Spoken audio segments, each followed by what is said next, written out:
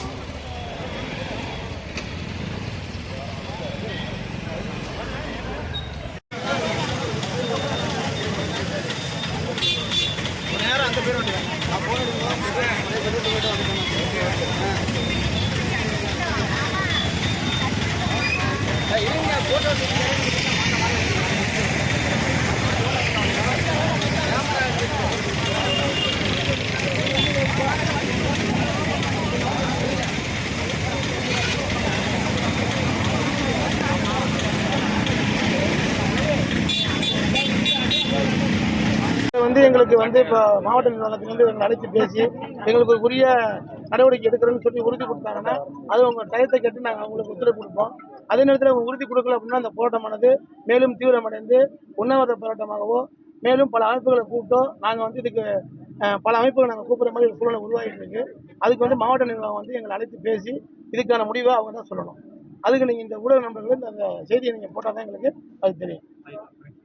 பார்த்தீங்கன்னா நம்ம பனங்குடி ஊராட்சி, கோபுராஜம் ஊராட்சி, நரிமணம் ஊராட்சி இந்த 3 ஊராட்சியிலுமே சிபிசிஎல் 618 ஏக்கர் நிலத்தை கையகப்படுத்தி ஆலை விரிவாக்கத்திற்காக பணியை மேற்கொண்டாங்க. நாங்கள் சுமார் ஒரு 4 நபர்கள் ஒரு 380 ஏக்கரை சிபிசிஎல் வந்தால் தான் எங்களுக்கு வேலைவாய்ப்பு வரும், சிபிசிஎல் வந்தால் இந்த ஊர் நம்முடைய மாவட்டம் செழிக்கும்னு சொல்லிட்டு நாங்கள் நிலத்தை கொடுத்தோம். ஆனால் எடுத்து இது வரைக்கும் 2 வருடங்களுக்கு மேலாக ஆகிறது. ஆனால் இந்நாள் வரை யாருக்கும் ஒரு வேலைவாய்ப்போ அது சம்பந்தமான பணியையோ மேற்கொள்ளவில்லை. கேட்டால் பலவித காரணங்களை சொல்லிக்கிட்டே இருக்கிறாங்க. நாங்கள் நிலத்தை கொடுத்துட்டு இத்தனை பேர் நாங்கள் இருக்கிறோம். இது இல்லாமல் இந்த நிலத்தை சாகுபடி பண்ணவங்க இதில் பாதிக்கப்படுறாங்க. அதுவும் இல்லாமல் கூலி தொழிலாளிகள் இங்கே பாதிக்கப்படுறாங்க. இப்போ இந்த ஆரண்டார் கமிட்டின்னு ஒரு கமிட்டியில் கூலி தொழிலாளிகளுக்கு, சாகுபடிதாரருக்கு, நில உரிமையாளருக்கு இழப்பீடு தொகை வழங்குறதா சொன்னாங்க. அதில் வந்து ஏதோ ஒரு சில பகுதியை மட்டும் தான் சேர்த்து கொடுக்குறதா எங்களுக்கு செய்தி இருந்துச்சு. ஆகையினால இந்த போராட்டமானது இந்த 3 ஊராட்சியிலும் உள்ள கூலி தொழிலாளி குடும்பங்களை தீர விசாரித்து அதற்கான ஒரு நிவாரணத் தொகை, இழப்பீட்டுத் தொகையை பகிரங்கமாக எல்லாருக்கும் தெரிகிற மாதிரி இதை செய்யணுங்கிறது தான் எங்களுடைய போராட்டத்தோட முக்கிய நோக்கம். மேலும் இந்த எங்களுடைய நிலத்தை கையகப்படுத்தி இது வரைக்கும் வேலையை ஆரம்பிக்காமல் இன்னும் தாமதப்படுத்தாமல் உடனடியாக இந்த விரிவாக்க பணியை அவங்க தொடங்கணும். அதுக்கு நாங்கள் எல்லாம் ஒத்துழைப்பு கொடுக்குறோம். அதே நேரத்தில் இதை தொடங்கவில்லைன்னா எங்களுடைய நிலத்தை எங்களுக்கிட்டே திருப்பி கொடுத்து நாங்கள் விவசாயம் பண்ணுறதுக்கு தயாராக இருக்கிறோம். இதில் விவசாய தொழிலாளர்களும் தயாராக இருக்கிறாங்க, கூலி தொழிலாளர்களும் தயாராக இருக்கிறாங்க. இதனால் பாதிக்கப்பட போகிறது 3 ஊராட்சியில் உள்ள பொதுமக்கள் அனைவரும் தான். இது எந்த அரசியல் கட்சி சேர்ந்து நடக்கல. நாங்கள் எல்லாம் ஒட்டுமொத்தமாக ஊரில் உள்ள பொதுமக்கள் எல்லாம் சேர்ந்து தான் இந்த போராட்டத்தை நாங்கள் நடத்துகிறோம். இதுக்கு ஊடக நண்பர்கள் அனைவருமே எங்களுக்கு ஒத்துழைப்பு கொடுக்கணும். நன்றி, வணக்கம்.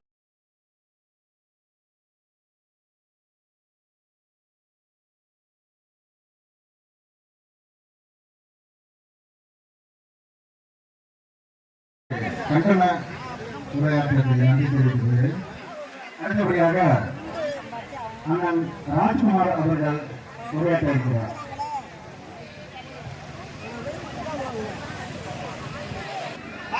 இந்த கண்டன ஆர்ப்பாட்டத்தில் பங்கேற்றிருக்கும்